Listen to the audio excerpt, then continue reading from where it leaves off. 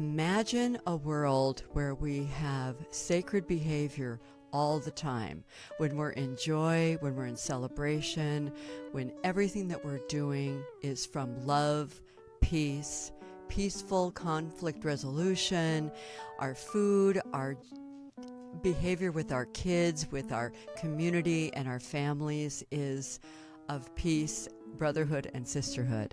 Today, I have Sujon Datta on this show. I am so excited, by the way, guys, because I've been gone for a little bit and I'm back. And it's the fall, and we're celebrating the fall, falling into our future. That is the name of this show today, by the way, Falling into Our Future. And we are here to be enjoying that with, I will also say, the amazing and beautiful and incredible Paramahansa Yogananda's great nephew, who is Sujon Datta. So let us bring him on the show, shall we, Jarvis? Thank you for having me. My pleasure. Well, I want to start the show and let everybody know that even though there's no way that it could possibly be, this is your 50th birthday. It is. So we are going to have a sip of our sacred water, and we are going to bless you in your 50th year, going into your second half of your life. Thank you. And I know it's going to be amazing, and all more things are going to be coming. I can't wait to hear what they are. And we're celebrating, we're eating, we're drinking, and we're falling into our future here. Yay. So cheers. Cheers, everyone. Let us all drink. Gratitude. Mm-hmm. Salute, gratitude, all that stuff. And you might see some smoke going on. That's okay, because we have incense going, we have candles going, we have it all going. So we have an aroma happening here that's so great. So Sujon, welcome to UBN. Welcome to my show, and welcome to the second half of your life. Thank you. It's been quite the journey. I'll tell you that. Well, I'd love to hear about it. I'm sure our people will too. And I want to hear, first, I'd love for you to share a little bit about, for those who know who Yogananda was, and for those who don't, and some tidbits. And of course, we have the autobiography of a yogi, which is one of the most read books in the history of books, in the history of writing, up there with the Bible. Sure. And so, you know, the history of who and what and how this has come to be a book that people have read. I mean, I read this when I was 16, which was a long time ago, when I lived in South Africa, actually. And I was ready to go to an ashram. And then I decided to do a much harder ashram and come to the ashram of Los Angeles, California. I figured if I can be spiritual there, I can be spiritual anywhere. The temple of all temples, right? The sacred work of all sacred works. So share with us anything that you would like to about your great It's funny that you brought up that you were, you know, the book found you probably. Mm-hmm. In my journey, everyone who hears about Yogananda says, "Oh, I have that book," or "I read that book," you know, and it's never a shocker. And people pick it up without even knowing why they picked it up. And then it falls out in front of them. When, like in a bookstore, it'll just fall out and be at their feet. Or it's on their bookshelf at home, and all of a sudden they feel called to read it. I remember Jack Canfield pulled me aside once, and we were on another radio show, and he said, "I read that when I was so young, and it's thanks to that." Or Russell Simmons. I mean, there's so many quote-unquote celebrities that have read the book, but what the book is, forget the words for a second. It's really about the vibration that comes off of it. And when you hold it, when you read a few pages of it, it really transports you to a different space, a different level of consciousness. And that's why I love the book. That's why I'm so grateful to be part of the lineage, because there's so much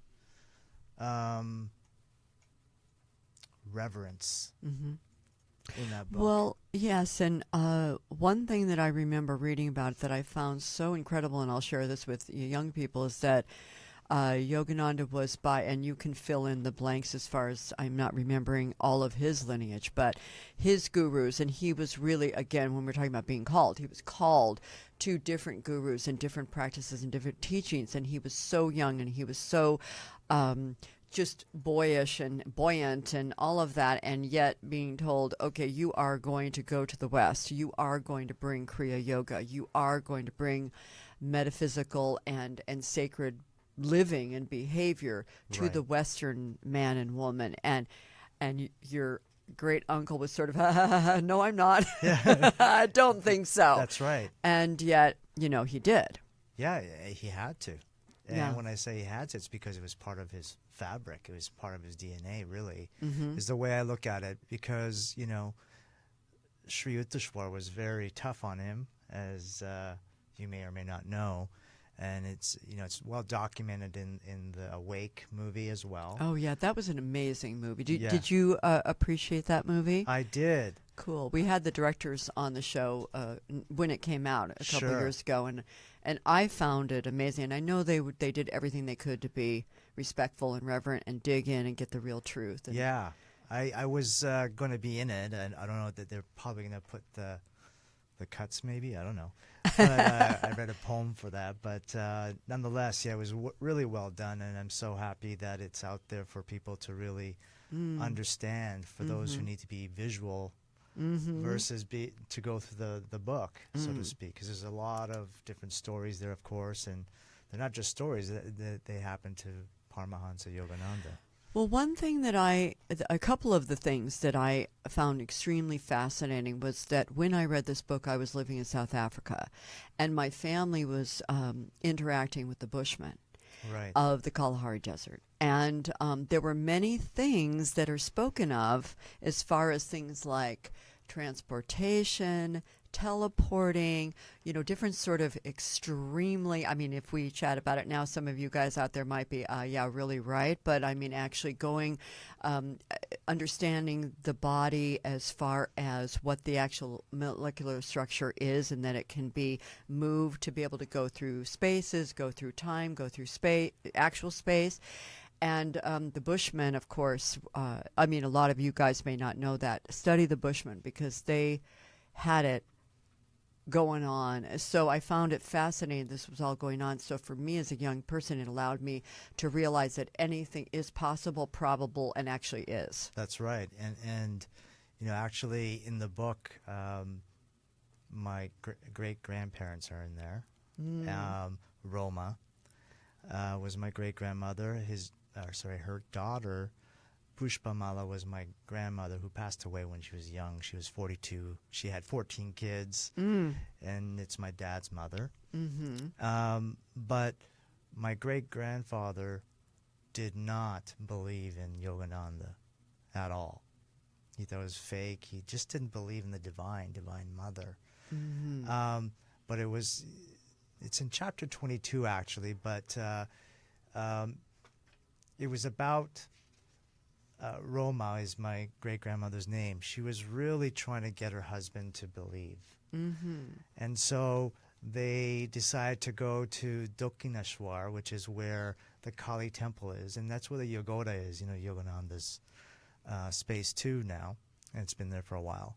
But all Satish was my great-grandfather all he cared about was the food.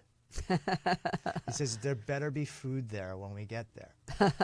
And Yogananda said, don't worry, it'll be taken care of. But you're supposed to, he goes, you're supposed to order the lunch before, and we're not going to have it. So to make a long story short, they ended up in front of the Kali temple, where Ramakrishna was also from, or had his space next to. So Yogananda meditated for 6 hours, and my great-granduncle, father, I keep saying uncle, father's going, where's my food? So he walks over to the doors of the Kali temple, and they're just about to close, so you can't see the goddess, the Mukti. And door shuts, and Yogananda all of a sudden has a vision and he can see everything. After that meditation, right in front of the doors. And somehow the doors open, and the priest there said, "Oh, we have your meal." The rule is that you should have told us ahead of time that you were going to come, but I specially kept food for you.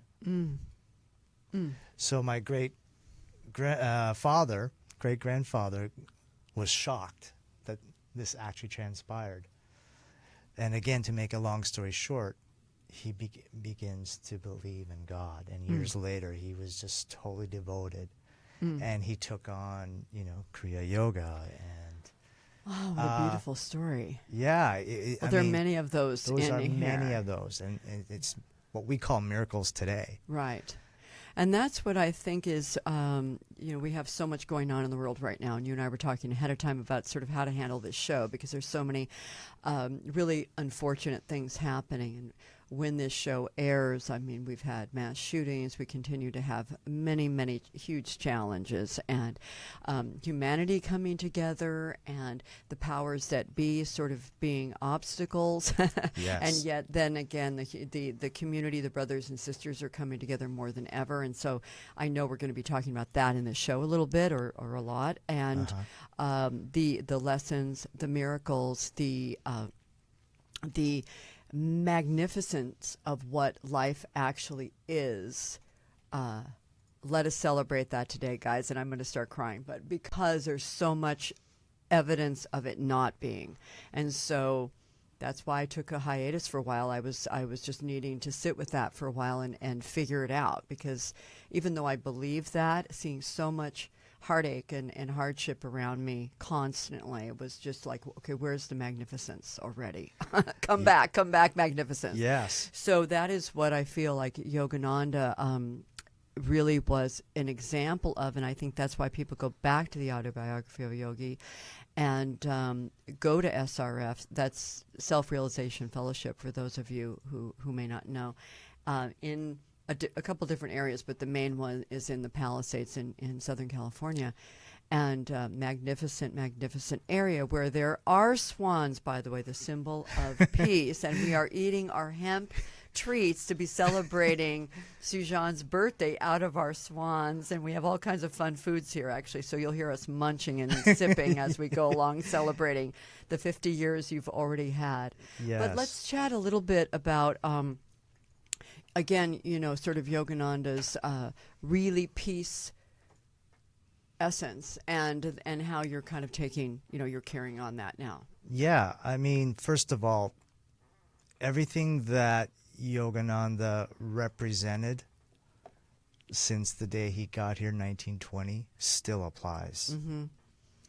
All the concepts, spiritual principles, way of life, if you will, still applies. It's timeless. That's why people are still reading it and are attracted to it, whether it's Steve Jobs or whether it's the person at the corner store that I bump into and saying, "Oh my God," Yeah. But so that's the beauty of what he brought. And by the way, I don't want to interject. I mean, I'm just going to interject this quickly, that this is the 70th year anniversary. We have a few anniversaries we're celebrating today of the autobiography of a yogi in 1947. So so I wanted to honor that. So many celebrations. This is what we should be doing every day in life, shouldn't we? Celebrate. Yes. So Yogananda, being the father of yoga in the West, he brought this information. I mean, there were a couple of swamis before, like Vivekananda, etc., but he really brought Kriya, but more so meditation, yoga, and a way of really understanding. Well, one thing that I appreciate seeing at SRF, and what's great about going there, if you guys ever have not been there, and if you do, is that there's a small museum there, basically, I would call it. And there are all of these incredible pictures, or they're even in the book. There are many places where you'll see Yogananda in his Eastern dress addressing a group of 2, 3, 7,000 people, all in very Western clothing. Yes. You know, women in their suits and their shoes that are, you know, heels and little hats, and the men in their three-piece suits. And there he is with his long hair and his robes, Yeah. right? And so this was very, very exotic at the time, even though he somehow could and did penetrate that. Yes, he was a Right? I true mean- trailblazer, and that's what he always believed in, is to keep expanding. It's all about expansion, right? It's expansion of the consciousness, and he was always in front of that. He was always trying to, whether it be music, whether, you know, how to deal with Americans, if you will, you know, he had this courage, and it took courage. I mean, to be sailing on a boat from India to come to America, it's not like it took a flight like we do today. You know, the journey is pretty far to not know Yeah. what to expect. Yeah.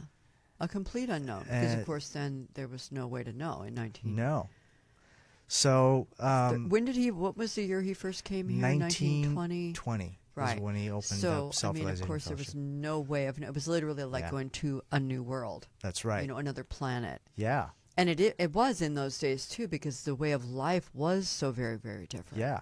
And he could have been rejected. Yeah. There could have been 2 people in the audience versus the 1,000 that showed up. Mm-hmm. So, you know, that's the beauty of Yogananda, and that's what I think people feel. You still feel his presence. I do anyway.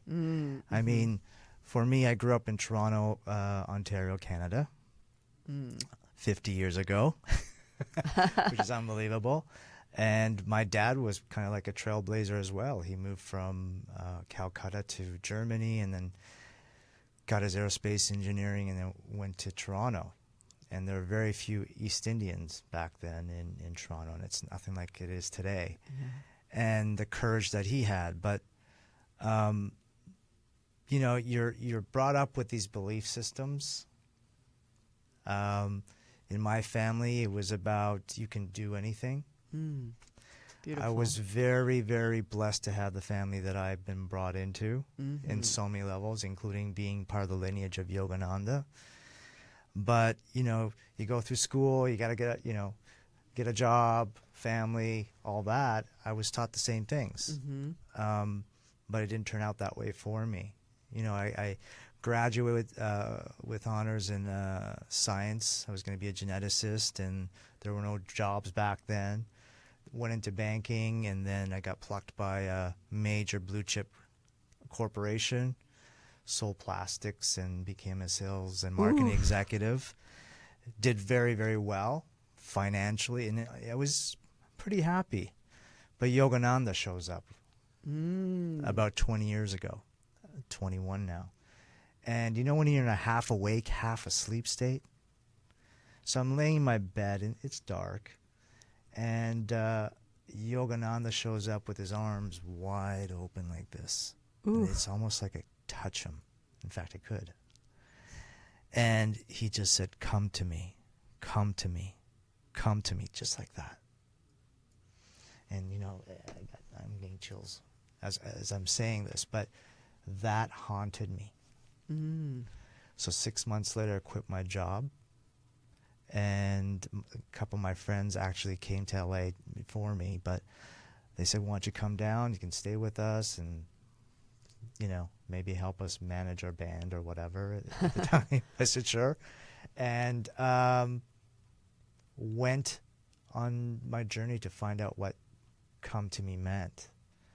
Now, you have to understand this. I come from a very spiritual family, and on my father's side is the Yogananda lineage. On my mother's side, she, since she was 8 years old, was blessed, if you will, initiated by an incredible guru named Mohananda Brahmachari and Anandamoyi Ma. And Anandamoyi Ma, talk about divine mother, was incredible. And she's actually in the autobiography of Yogi. So they all met in 1935. Which I find funny. I didn't know this until later on in my life. Wow. So I've been meditating since 13 years old. I got initiated at 18. I had the sacred mantra that I say every day without fail. But that come to me moment really shifted me, because I was focused on creating money, finding the mate, everything that we all are told to do, maybe instructed to do. The Western Western philosophy idea of what success is. Exactly. So what ended up happening is I came and I lost everything. My journey had just begun in Los Angeles. I lost everything. I had invested all my money into internet stocks back in year 1999, 2000, gone. And the end of the beginning. The end of the beginning. Yeah. And I entered, I would say, my first conscious dark night of the soul. And I felt like the ground was gone, and I was just sinking, falling. As you said, falling into the future. Yeah. And that's what really happened for me. And because of that, I had to lose all that I knew. I had to empty my cup. Yeah. And as I did that and realized who I was, or realizing who I am, I met Master Koksui Pranic Healing, the founder of Pranic Healing, and went into under his instruction and learned all the courses, if you will, and took energy healing. I took psychotherapy, et cetera, et cetera. I don't want to bore you with those details, but that's when I actually found out who I am. And that, and then I went to the Mother Center, which is a beautiful experience. But the moment, oh my God, I feel energy here. I went to Encinitas, actually, and in Encinitas is where he had a center, where he stayed often. Yogananda did, I'm sorry. And Dayamata, who was at that time the president of Self-Realization Fellowship, found out that I was there and asked one of the brothers to give me some prasad, which is divine food. It's blessed food.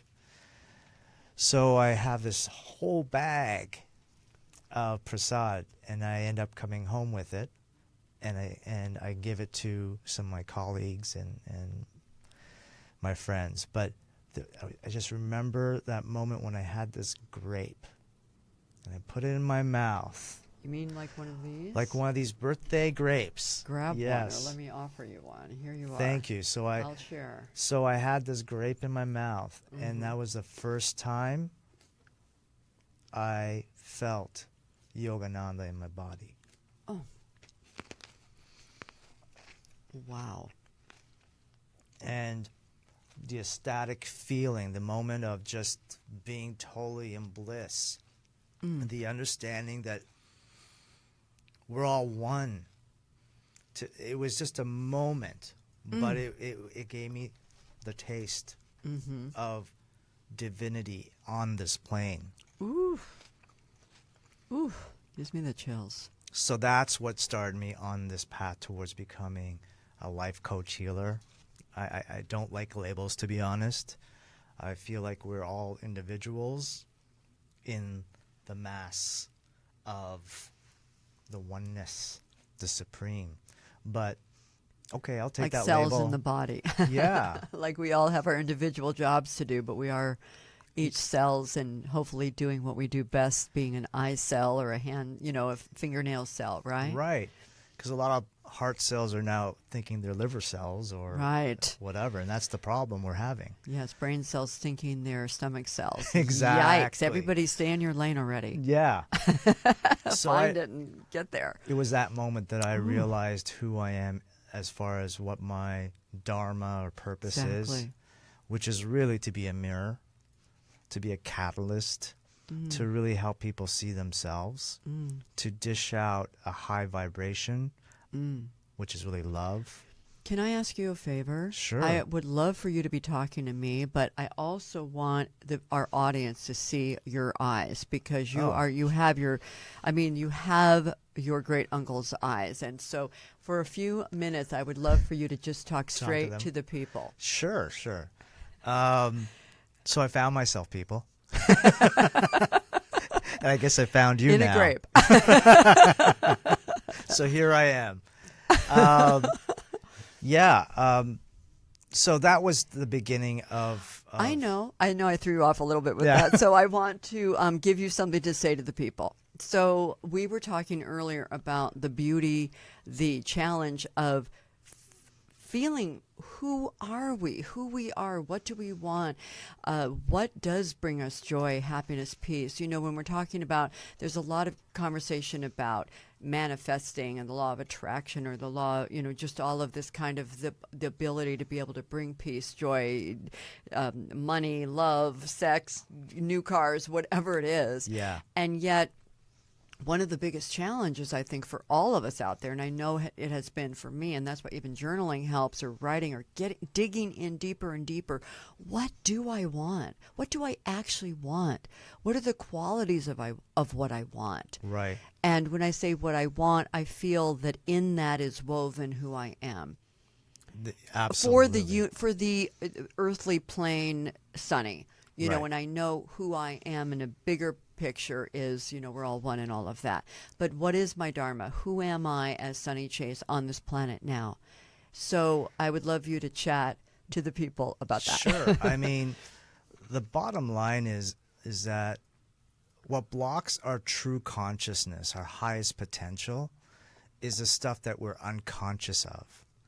And unless you really empty your cup, like I said earlier, you can't really discover the truth of who you are. So it takes a balance, actually, of awareness and understanding what it is that's getting in the way. We forget what is our truth, what is reality.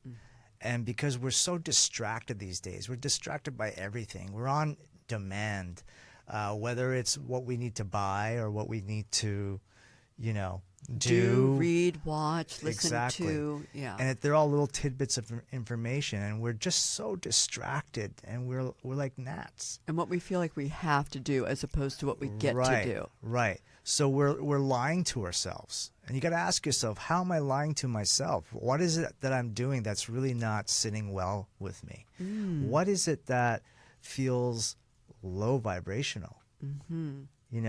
Why am I not feeling love all the time? We're innately love beings. We're innately spiritual beings. We're all energy beings. So that's why it's so amazing what we're finding about epigenetics, and science is actually catching up to spirituality that way. And it's wonderful to see. And yes, psychotherapy has its place, and so does energy, because everything is vibration. And until we understand that consciousness is vibration, and consciousness at the highest level, to me, is God. To me, is the supreme intelligence. To me, it's the mystery. It's the vastness. It's the spaciousness of being. And somewhere deep inside in our heart, where our higher self sits, that's what it's longing for. It's longing for that space, that vast space of the mystery, the unknown. We all want to know the unknown. Yet then we're troubled by this physical existence on Mother. And we are told a lot of lies by starting off with our parents, to our society, to government, to you name it, the outer world. And what we have to understand, it's what's going on inside that's happening in our outer world. It's the inner reflecting out. And until you go in to actually find out what is true for you as a diverse individual, you cannot be happy. Because if you're following somebody else, you're going to be in trouble. And that's where majority of us are. because we're following a set of rules. It's like we're playing a game of Simon Says. Mm-hmm. Simon says stand up, and we stand up, and Simon says do that. And who is Simon in your life? Good question. You know? Yeah. So, and to really focus onto what we want, Mm-hmm. and know why we want what we want. Yeah. And to dig deeper and deeper and deeper. And as yes. you were speaking, I don't want to stop your flow. Just the word judgment came to my mind. Yes. So I just want you to jump around with that for a minute. Judgment is actually killing all of us. Well, and because when you're saying telling the truth and seeing, if there's an impulse to go this way or that way and where it comes from, I think it'd be so cool if we could let go of the judgment, because it's really not right or wrong. It's just like we feel scared because of something.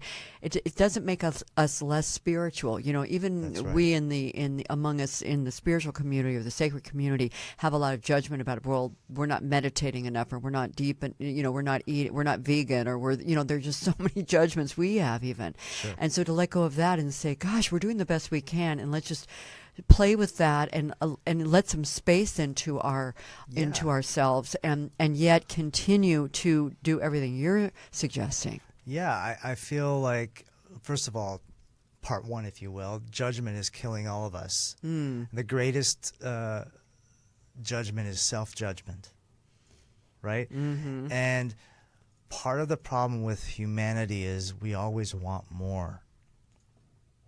Because of what we don't even know. Well, the people in other words, that we think we know, but it's right, and isn't exactly, that what gives us it's invisible in a sense, right? But we think it's in the materialistic things. We want to experience so much. We want to love so much. We want it all. But the reality is we can only love one person at a time. Yes. And hopefully our love, our vibrational love that enters, say, to you, will then enter somebody else that you love. So you can love all. But you have to love what's around you. And especially love yourself. So the judgment that we have, whether it's outer judgment towards spiritualists to, materialistic people, or you name it. I've been so blessed to witness a client base that goes from homeless to celebrities and everything in between. I've been so blessed to witness that. And at the end of the day, all they want is to be loved. Yeah. It hurts me because I'm just picturing some of them. Yeah. And the massacre that we're doing out there in every which way. The greed, we're so greedy for everything. Even spiritualists are greedy. I want to experience everything, and I want to, get to the highest place possible now. I want to experience all this stuff that I can experience, and I want to have all the clothing and all, you name it. Yeah. So this constant need to grab this stuff is really not helping us. And that's where the judgment happens, because, oh, you have that nice necklace. I want that. How did you get it? As the Dalai Lama says, what brings so much suffering to us is not accepting what is. That's right. And that was the point that I was trying to get to, actually. Thanks for bringing me back. It is. Well, that's why we're playing together here today, Sujon. It is that acceptance. It is creating home here, even though home is out there. The whole Shiva Shakti. Shiva represents the masculine and Shakti is the feminine. Okay? And we have to realize that this is the feminine, and that all-pervading truth is the masculine. And Shakti is power. Even though it's known as feminine, we have lost balance with masculine and feminine in our world. I've talked with a couple of women's empowerment group, but the problem is they're playing out the masculine. We need more feminine. I saw the greatest what are they called? License plates. When I came, was driving in, and I wanted to tell you, it was called. It was Smexy. It was SMEXY, which I assume is smart and sexy. And I thought, again, with the balance. I mean, right? Right. I mean, I'm being kind of, that sort of a Western, but it's fun. It's like, let's play a little more. Shall we have more joy in play? Right. And celebrate. And celebrate ourselves and not take everything so seriously. And of course, there are many things to, on one hand, take seriously because they have to be addressed. At the same time, I mean, I think that's what Yogananda was bringing us, and Self-Realization Fellowship and being there, and swans and all of the symbols that we have in front of us right now with candles and incense, and that there's so many rich, deep ways of living our lives and having sacred food and breaking hemp chocolate together as we're doing right now. I love it. And Jarvis, we have some for you too when you're not running the board there. But yes, I mean, so I'm wondering if you can, because you. Thank you. I don't want to stop your flow. As far as what we can do, maybe I don't know action steps, but like how you feel that we can get at. Allow ourselves to get more at our truth, and again, not judge it. Maybe we're sad because we feel isolated, or we feel like we want to have more people helping us in our lives, or whatever it is. It's like, I feel like, again, even in the sacred spiritual community, we feel like that we're supposed to have it all together and like that. So how can you give us some idea of how to have more with every client peace? That I see, the first thing, everybody gets homework, if you will, reflections. Cool. And I feel the foundational question is 15 things that you love about yourself. Okay, guys. That's a homework. way of understanding, getting you closer to knowing who you are at this moment. And through that, you ask what's working and what's not working. And if it's not working, why are you doing it? Who's telling you to do it? And why are you listening to that? Yeah, who's and Simon? How can you? Yeah, who's Simon? Exactly, right? And it's about awareness. It's about awareness of your divinity. It's about awareness of, the context of everything. Everything is equal. Everything is energy. We're all one. And know that you are part of that no matter what. Okay? But it's also understanding that we have to gracefully bear life in this plane and try to bring that divinity through us that's already there and share it. And that's how we get abundance, by offering, by letting go, by the way, by letting go. We talked about falling into the future. Well, fall is a time when, or autumn, if you will, is when the equinox, the days and the nights are equal as far as the timing, right? But what fall and autumn do for us, it shows us, nature shows us that everything is impermanent. The leaves are falling. They're beautiful. They're turning their colors, but the leaves eventually fall. It's a time of letting go. And it's signifying the darkness is coming, the darkness of winter. Right? I know I kind of went off track. Not at all. But we have to fall. We have to not be so afraid of death, but live in the moment to moment that as if it is a new day. And you can only do this by really becoming aware of what you truly, truly, in your heart of hearts, really want to create. We're not here as consumers. We're here as creators. And what are you creating today? Every day. Where is your focus? Wherever your attention goes is where your energy flows. And if we're energy beings, if we understand, I'm sure a lot of your audience members already understands the law of attraction, the law of resonance, the laws of cause and effect. What is cause and effect? What is karma? Right now we're so stuck on these belief systems that may not even be ours. So you got to really sit with what they are. Have to take time, hit the pause button. Because in the silence, music, if you didn't have any rests in music, it'd be just one noisy whatever. But we have grace in music by having those rests. And we must also give ourselves rest. It's not a long to-do list. It's also being in that space of just taking a pause, taking a breath, and really sitting with what is and accepting that. And if you're holding on to something in fear or anger or jealousy or whatever it may be, you got to let go so that something new can come in. We don't do that often enough. And so I think for us to really raise our consciousness, if you will, is to understand where we are getting stuck. Why are we holding shame, fear? Are we really loving? I mean, I see so many people with their hearts closed off, so disconnected. We're so disconnected in our society.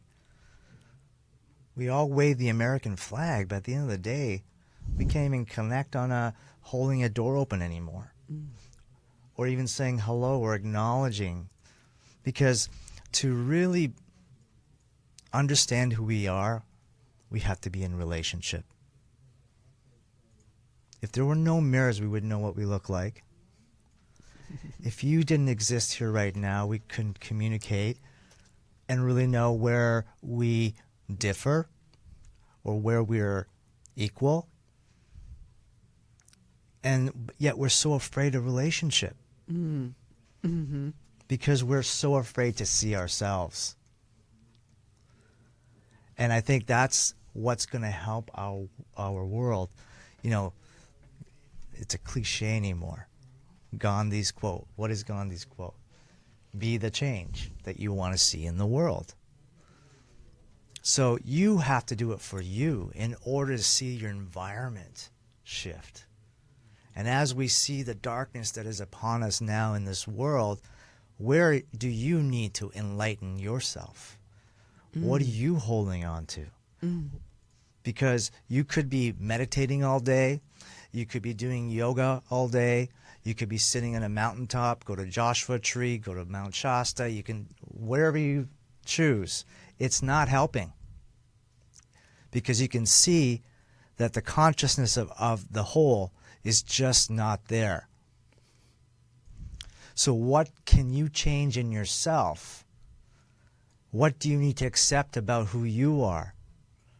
Where are you holding back? Where do you need to forgive? And most importantly, where do you need to love? And that's how we're going to start to see the change. Yeah, thank you for that. Goodness, I'm just like tears and everything. That was so beautiful, or that is so beautiful. And to say to that, I know we have just a few more minutes. I want to round this out a little bit by saying that I do feel that there are, what you're saying is people are doing it. There are those among us who are raising up, and I actually call them mutants. Yes. Because there's a mutation that needs to happen. I believe that's what's happening. Mm-hmm. And there is and those mutants are different people like you, like your great uncle, like many of the people we've had at UBN and on this show, actually. I mean, Dr. Sue Morter, Dr. Bruce Lipton, many of these people, yes. Michael Beckwith, Ricky, so many people I consider mutants because they are coming out of something and creating something completely new and different. And we can be that too. We can learn from them and also be little leaves and little sprouts that can take that on. Yes. And we have 2 minutes left, and so I just want to let you know that our engineer is telling us that. So I want to do one thing. We're celebrating your birthday. I have a gift for your mom. Oh, thank you. I'm giving you this gift for your mom because she brought you to this world. And so I would love for you to take that with you to Canada. I shall. And give this to your mom for me. Oh, thank you and so for all much. of us and anyone who has known you, that to honor your mom. Oh, thank you. So- That's so incredible. So please, and I know you're going to sign my autobiography of a yogi that I'm shall. holding on to. And guys, know that we let's do what Sujon, like, yay, let's just do it. Shall we, Jarvis? Yeah, my favorite line or my tagline is love more. And that's what we truly need to do. Love more, and also the pebble in the shoe. You were talking about, like, again with Yogananda, there's so many things that he did. Most everything he did was a challenge. Most everything he did, he was afraid of. He was also pulled to do it. Yes. And like me, sometimes I'm afraid to do something, and I know I have to get over it and just do it. Right. And I always feel better after doing it anyway. Yeah. And so I think that's part of the thing, that it takes courage to change this world at this point. It takes more courage than ever.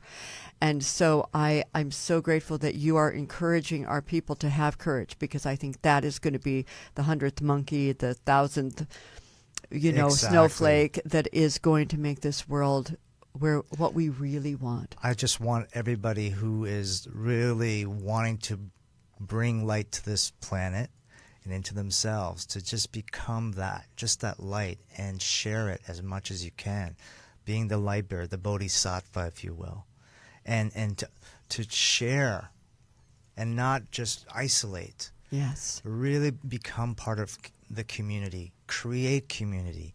And I think that's what's going to help us really get through this dark period, if you will.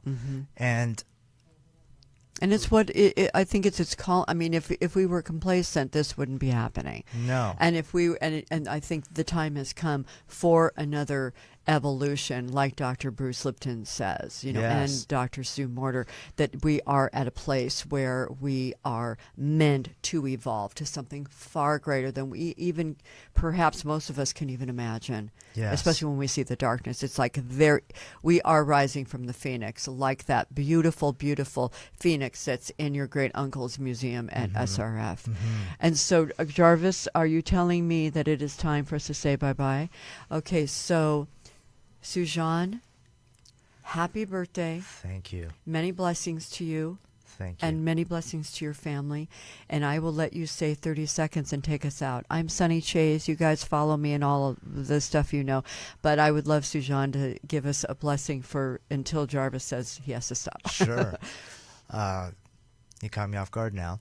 But I just want to bless everyone, everything, every space, and know that we are all equal, and we're all here together to really rise to the occasion. Let's be trailblazers. Let's love more. Let's be more. We're all part of the plan. We're all part of the plan. Until next time, guys. I've got to go because I'm going to start crying. Bye. Until next time, this is the Sunny Chayes Show. I have Sujon, and make it what you want. Bye. Thank you for having me.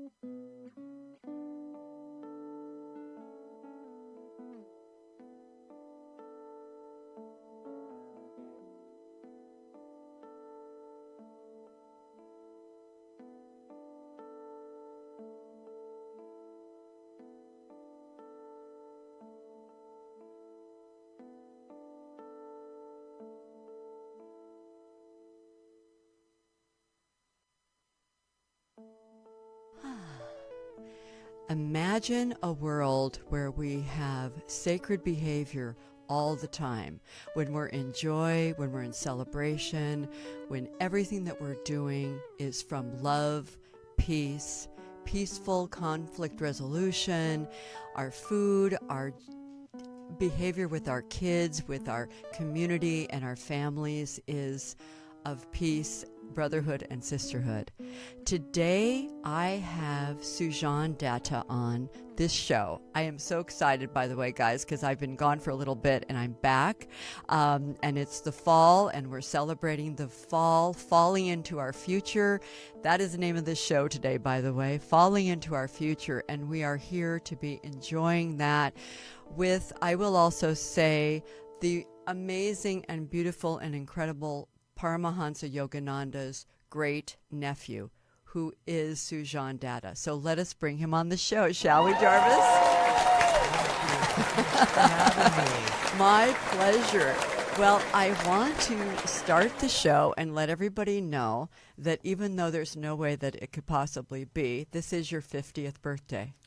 It is. So we are going to have a sip of our sacred water, and we are going to bless you in your 50th year, going into your second half of your life. Thank you. And I know it's going to be amazing, and all more things are going to be coming. I can't wait to hear what they are. And we're celebrating, we're eating, we're drinking, and we're falling into our future here. Yay. So cheers. Cheers, everyone. Let us all drink. Gratitude. Mm-hmm.